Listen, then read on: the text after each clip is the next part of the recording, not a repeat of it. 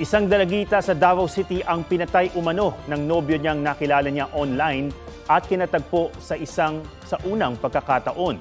Duguan ang ulo ng makita ng mga pulis ang katawan ng 14 na taong gulang na biktima. Ayon sa mga pulis, nagkakilala sa chat ang dalagita at ang suspect. Naging nagkarelasyon daw sila online pero nang magkita, iba raw ang itsura ng suspect sa profile picture. Naaresto ang 20 anyos na suspect pero anya, self-defense daw ang kanyang ginawa. Sinaktan daw siya ng biktima kaya lumaban daw siya. Sinampahan ng reklamong murder ang suspect na humingi ng tawad. Isa sa ilalim sa pagsusuri ang katawan ng biktima para matukoy kung ginahasa siya. Nagbabala ang Food and Drug Administration o nababahala ang Food and Drug Administration tungkol sa bentahan online ng isang gamot na para talaga sa diabetes pero ginagamit daw ng ilan para magpapayat. May report si Von Aquino. Wala pang isang taon na paggamit ng gamot na Ozempic, 18 kilograms na ang nabawas sa timbang ng content creator na si Lexie Ortanes. Pero paglilinaw niya, hindi sa pagpapapayat niya ginagamit ang Ozempic kundi para mapababa ang kanyang blood sugar. Na-diagnose kasi siya na may type 2 diabetes, kaya inireseta ito sa kanya ng doktor. Pero problema raw niya ang supply nito sa merkado. Well, right now, sobrang hirap to actually get Ozempic kahit like may prescription na and everything else. Yung stocks kasi, as in paubusan siya. Nangangamba na raw si Lexie dahil kailangan na raw niya na magturok sa susunod na linggo pero wala pa siyang mabili. Ayon sa Food and Drug Administration, aprobado nila ang Ozempic para sa mga may type 2 diabetes at hindi bilang weight loss treatment. Ikinababahala raw nila na ibinebenta ito online nang walang reseta. Iniimbestigahan na raw nila ito at humingi na raw sila ng tulong sa NBI at CIDG. We have to figure out if these are the establishments with license to operate from the FDA or these are private persons na walang license to operate with the FDA. So with that, we start the investigation by figuring out kung saan muna kumakalat yung products. Paalala ng FDA sa publiko maging maingat sa ginagamit na health products at i-report ang mga prescription drugs na illegal na ibinebenta online.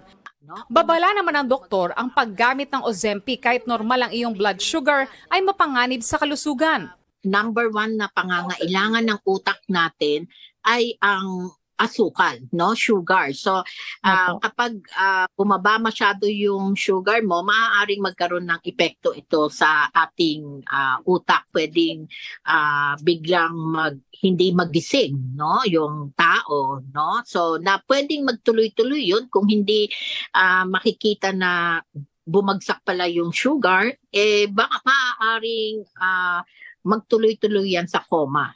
Kabilang din daw sa maaring maging seryosong side effect ng paggamit ng Ozempic ng walang diabetes ay ang pagkakaroon ng thyroid tumors at pancreatitis, gayon din ang pagsusuka at nausea. Payo naman ni Dr. Limpin sa mga gustong magpapayat, bawasan ang pagkaing mataas sa carbohydrates, tiyaking hindi kumakain ng sobra-sobra sa kailangan ng katawan at mag-ehersisyo. Von Aquino nagbabalita para sa GMA Integrated News. May pakiusap si Dominic Roque sa publiko sa gitna ng issue ng hiwalayan nila ni Bea Alonzo. May report si Obi Carampel. 2 araw matapos i-reveal ni Boy Abunda ang hiwalayang Bea Alonzo at Dominic Roque. Nag-repost si Dominic ng Facebook reel ng sweet moments nila ni Bea noong October 2022 na birthday greeting niya kay Bea. Ang caption ng post, Bea is a beautiful person inside and out.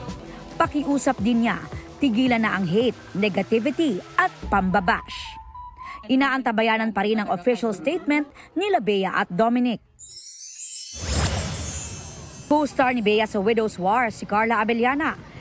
Hindi ako yung someone na parang itatanong yon or kukulitin siya or mag-fish ako. Hindi naman. You know, of course, I pray for her. I only wish she's okay. Sinagot din ni Carla ang issue tungkol sa mga ibinibenta niyang pre-loved items, gaya ng shoes at bags, na ayon sa ilang netizen ay di raw tugma ang presyo sa kalidad nito. Yung totoo, grabe kayo. I would sell something na much less naman than how much I got it for, di ba? Lalo na dahil yung condition niya, depende din doon.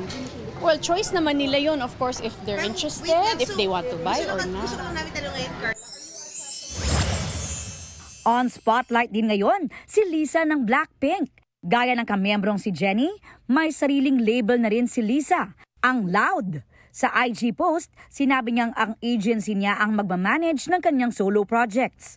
Ito rin ang kanyang platform for her vision sa music at entertainment industry. Aubrey Carampel, nagbabalita para sa GMA Integrated News.